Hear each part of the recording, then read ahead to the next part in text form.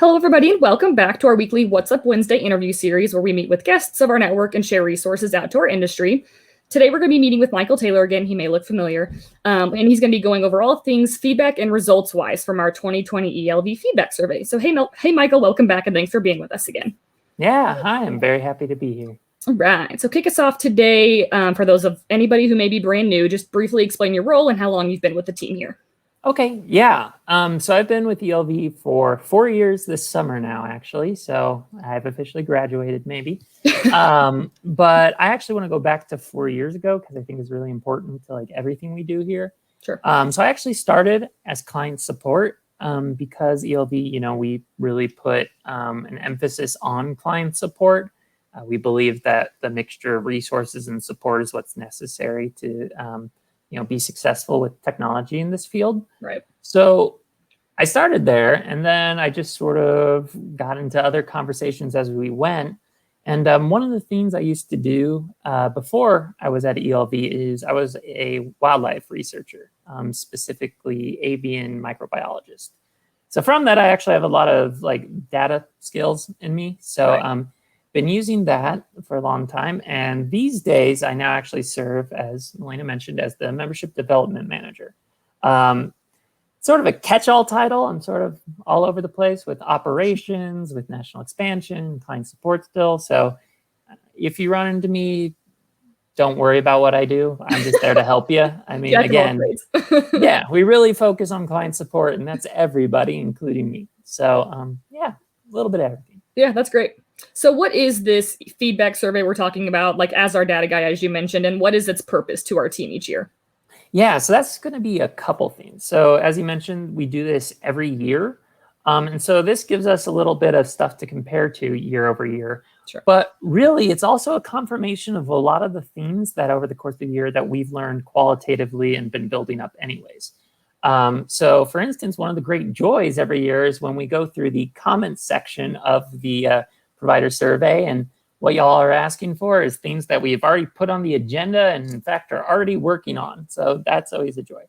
But there's really two sections to the survey. There's the section that's more important for us externally, which is, a lot of those, do you find us helpful on a scale of 1 to 5, stuff like that. What that does is that helps us prove out our model from, provider feedback. So for instance, I had to learn about this new thing this year called Net Promoter Score. Not sure if any of you are familiar with it, but basically it's, 0 out of 10. If you're a 9 or a 10, that counts as a plus. If you are a 7 or 8, that is nothing. It's not involved in this. And then if you are a 0 to 6, that is a minus. You take all the pluses, subtract the minuses, and you take that figure divided by the entirety of everybody that answered, and that gives you a net promoter score. How likely are people to recommend you? And so we ended up with a 77% net promoter score this year, which is awesome. But again, sort of new to this figure. I've been told and researched that anything above 30% is considered good. So 77% is quite good. Quite good. And that sort of matches also what we are doing. Because last year in Colorado, 60% of our new members actually came about because they heard about us from, somebody else working here. So thank you all. That's exactly what we rely on. And then there's the other section, which is most important for our relationship with you. And that's the write-in section. And again, this is just where everybody fills in. About half the responses end up being, you're doing great. Thank you for everything. So those are appreciated, but we sort of move those aside. And what's left is that's telling us, okay, these are the things we need to focus on from a development standpoint. These are the things that, okay, it looks like this, we haven't really been clear that we already do this, or, forecasting out what could we do next year or the year after. So, it helps us across all angles of the team: client support, sales, membership development, development in general, development everywhere. All of it. Yeah. So yeah, it does a lot for us. Yeah, that's great. So you kind of spoke on that a little bit regarding what kinds of results this provides us. But yeah, touch on that again, kind of time frame of what helps us processes wise with moving forward. Yeah, so over the years, we've used this provider survey to shore up areas that we're not doing as strong in. Right. What was really nice this year is across every single category of, usefulness of the system, client support help, how we helped during the pandemic, all of the qualifiers we did were well over 90% with the extremely satisfied response, which is wonderful. That's basically what we're going for.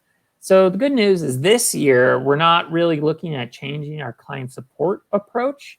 We are looking at some things in core, obviously, but we're always doing that. But for instance, 3 years ago with the provider survey, what we found is there's a little bit of a distinction between the homes and the centers on the client support help. And that's actually from that provider survey. That's where we took our usual 8 to 5 schedule and we split that into a 6 to 6 schedule. That way we can make sure that we're with home providers, whenever they're available to attend. This year, we had about 55% of the responses being centers, 45% homes, and there wasn't any divergences across, that metric. So looks like we're doing well for you. As I mentioned, this is also a confirmation of our development agenda. So far and away, the number one theme that was requested in that, fill in the blank section was for the expansion of our app to allow for providers to have more communication.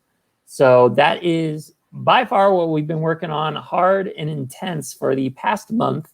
And then also we'll be working on for about another month or so. But that is going to allow for you to have that kind of app that's like, at the end of the day, it's like, hey, they got a diaper change at this time. They got fed this at this time. Here's a picture of what they were doing at that time.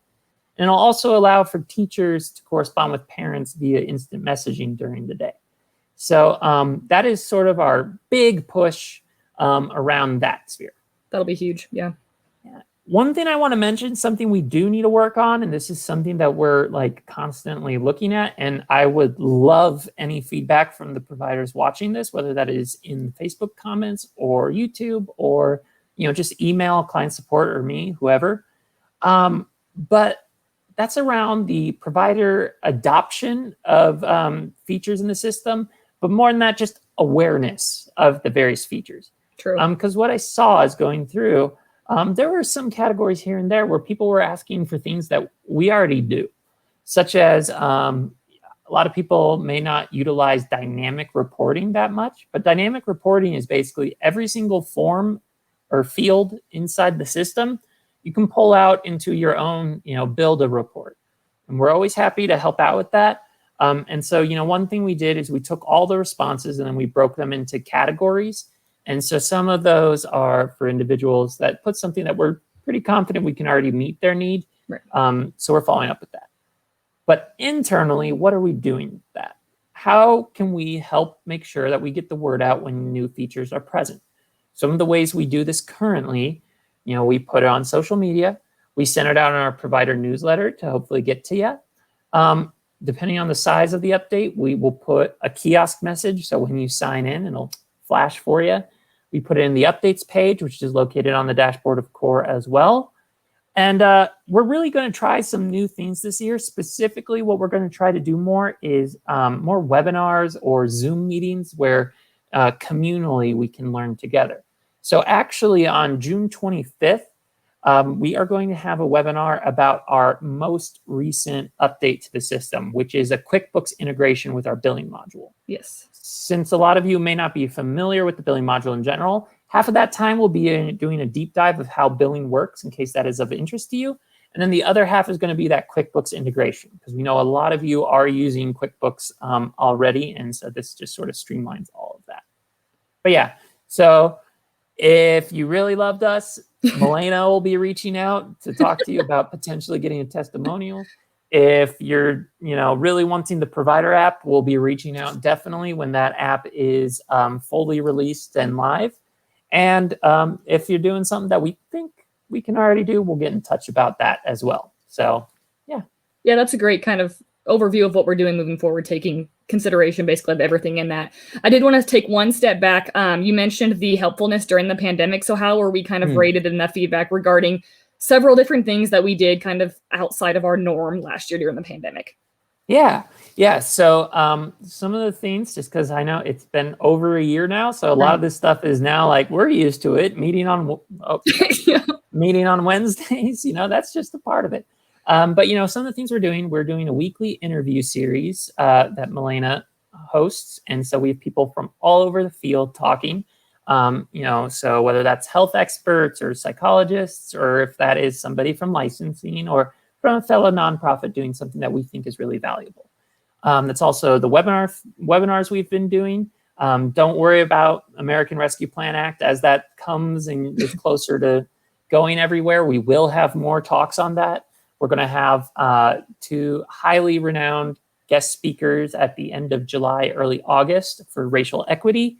And then also we do a lot of things around the pedagogical side. So, last Friday, we actually did one on active supervision.